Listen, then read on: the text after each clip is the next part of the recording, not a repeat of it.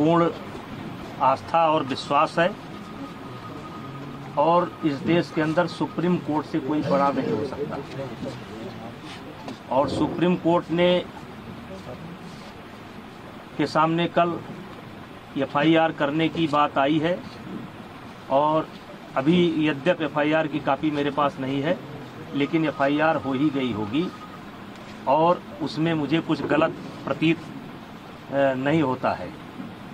और जो जांच एजेंसी वर्तमान समय में दिल्ली पुलिस है, उस पर भी मुझे पूरा भरोसा है। मुझे किसी प्रकार से कोई शिकायत नहीं है और मैं पूरी तरह से निर्दोष हूं और इन आरोपों का सामना करने के लिए तैयार हूं। जांच एजेंसी जहां भी उचित समझेगी उसकी हर जांच में सहयोग करने के लिए मैं तैयार हूं। मुझे पहले भी भरोसा था, आज भी भरोसा है। सुप्रीम कोर्ट से ऊपर इस देश के अंदर कोई नहीं हो सकता है और सुप्रीम कोर्ट का आदेश सर्वमान्य है और मुझे या मेरे समर्थकों को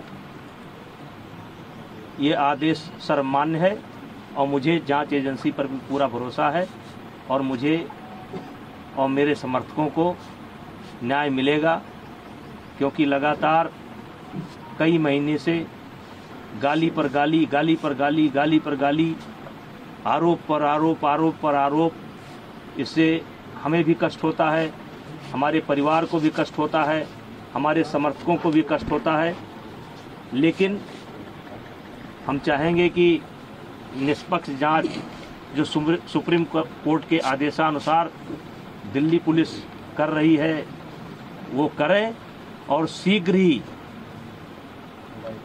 ही मेरा एक शब्द है कि शीघ्र ही जल्द से जल्द ये जांच पूरी करके जो भी कार्रवाई बनती हो उसे करना चाहिए।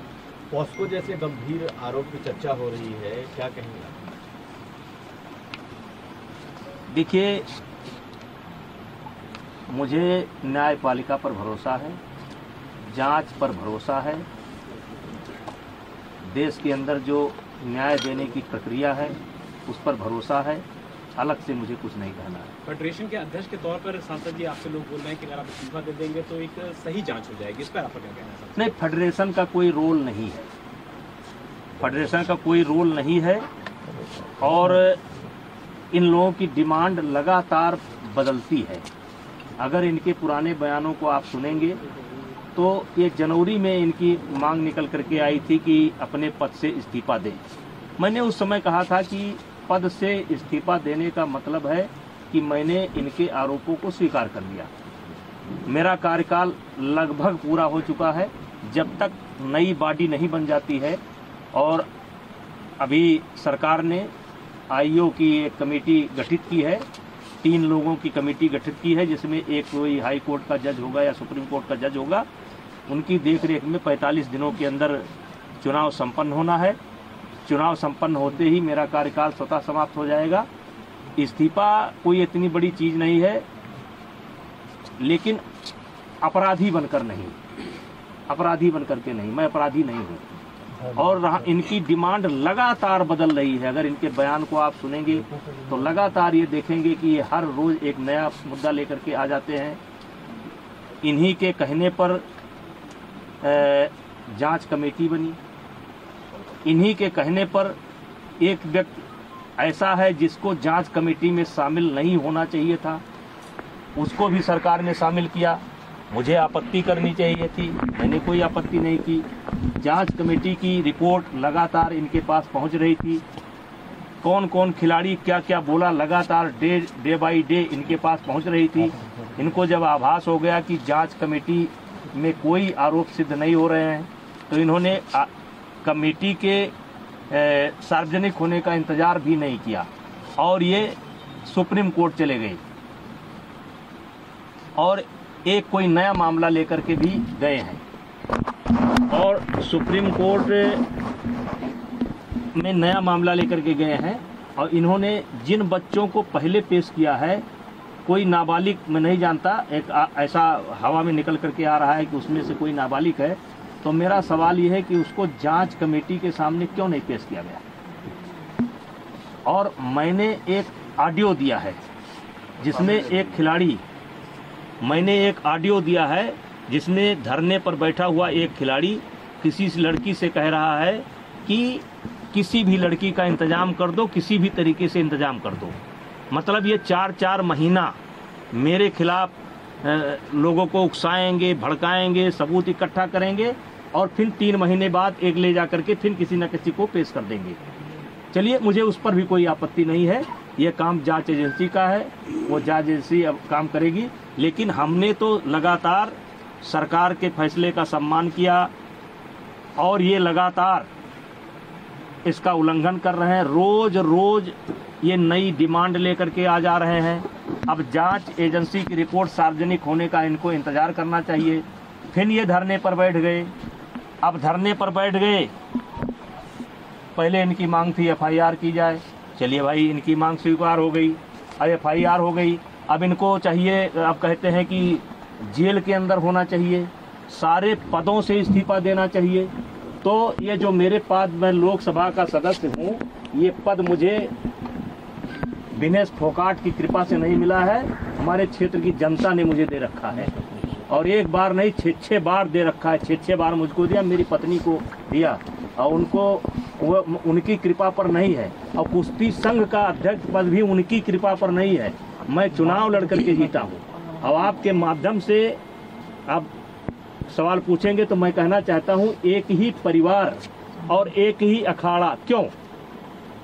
हरियाणा के अन्य खिलाड़ी क्यों नहीं?